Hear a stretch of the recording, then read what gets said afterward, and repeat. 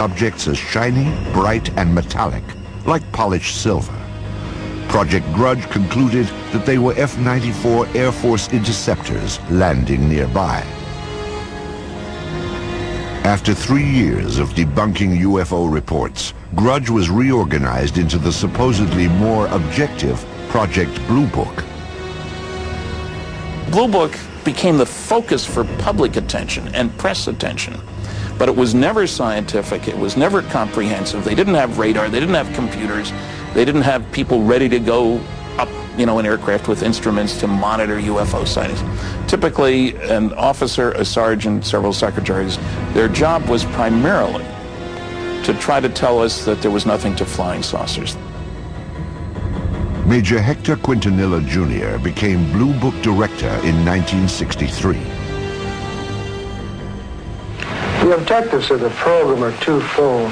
They're the same as they have been since 1953 when the regulation was written. First of all, to try to determine if the UFO phenomena presents a threat to the security of the United States. And second, to determine if the UFO phenomena exhibits any technological advances which could be channeled into research and development. Many of the UFO reports were easily explainable as atmospheric anomalies, like this saucer-shaped lenticular cloud formation. The man who shot this film, a Navy officer and aerial photographer, claimed he saw these objects up close before getting out his camera. He said they were disc-shaped and gunmetal colored. Blue Book determined they were high-flying birds. Astronomer J. Allen Hynek, a Blue Book consultant for its entire 16-year run, had this assessment of the project. Quote, "When Major Quintanilla came in, the flag of the utter nonsense school was flying at its highest." Blue Book's most notorious nonsense came in March of 1966, when it dismissed a wave of credible sightings, including many by policemen, as swamp gas.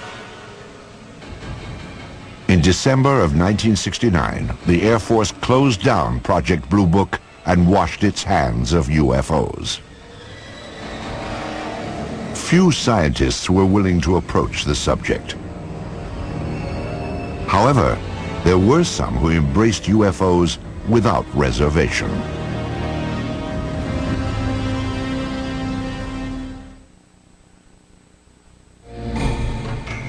During the 1950s, the Air Force stood by its finding in the Roswell case. The crash was nothing more than a weather balloon. But newsreels show a public that continue to watch the skies, hoping to glimpse a spacecraft. Suddenly, people from coast to coast began seeing UFOs. What followed was a popular movement that embraced flying saucers and the spacemen who flew them. Ready or not, the flying saucers were coming. Within a matter of several days, I will myself make what might be called a flying saucer, although I don't choose to call it that because it may not respond to our controls. To the vast majority of the people in the late 40s and 1950s, flying saucers were a terrific novelty.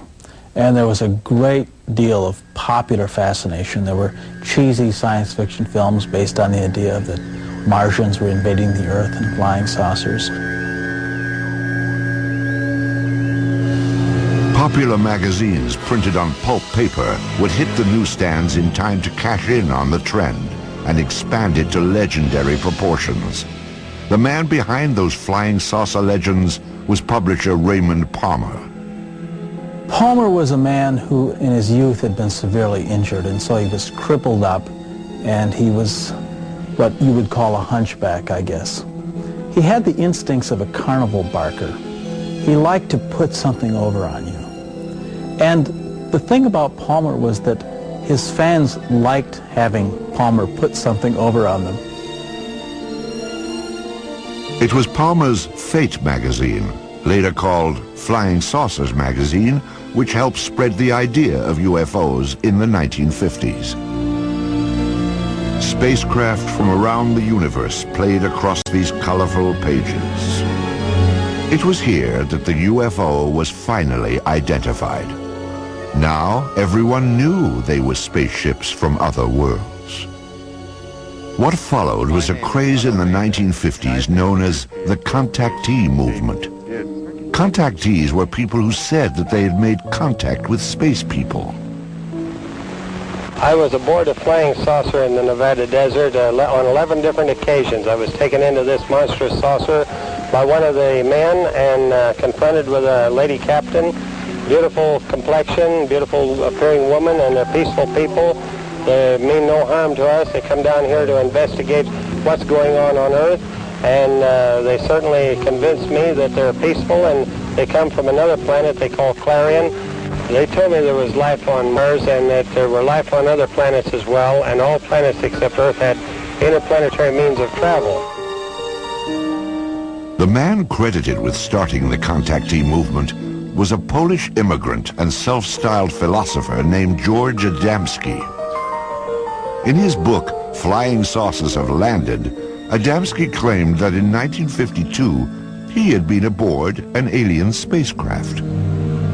I was picked up on a desert, in California desert, and I was taken to the mothership, and they were flown around, not too close to the moon, but with instruments, similar, you might say, except it wasn't a camera, it was regularly sort of a telescopic instruments that we were able to see what was on the moon on the other side of it, see? Adamski's book detailed his meeting with a man from Venus called Orthon. There were also photographs of the spaceship he supposedly flew in. Adamski's books also reflected the political climate of the 1950s, like growing concerns about the arms race between the United States and the Soviet Union. When Orthon departed, he would leave behind these enigmatic footprints. Adamski said they contained a message urging an end to nuclear testing on Earth.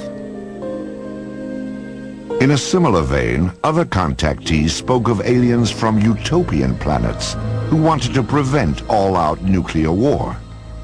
Best of all, these aliens looked just like us. I have a picture here of the gentleman who escorted me through the craft, and I would like to show it and describe it.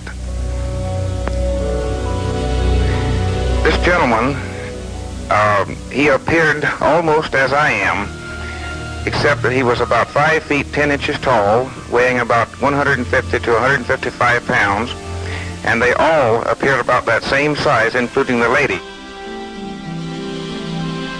George Adamski would publish 2 more volumes on his contacts with beautiful space people from Saturn and Mars. He even had opportunity to take home movies of the scout ships that transported him, guided by robot pilots from Venus. The impact of Adamski's tales led to an explosion of flying saucer clubs and conventions. As the flying saucer phenomena continued into the 50s, civilians began to become very interested, of course, people did, and clubs formed up with a classic meaning of the term club, hobbyists, as it were, that were just interested in the wilder, esoteric aspects of the phenomena, particularly the stories of people who said they were in contact with aliens. Many of the contactees would gather at the largest flying saucer festival of all time. It took place in California at a place called Giant Rock in March of 1954. It attracted over 5,000 outer space enthusiasts. How many trips have you made to outer space?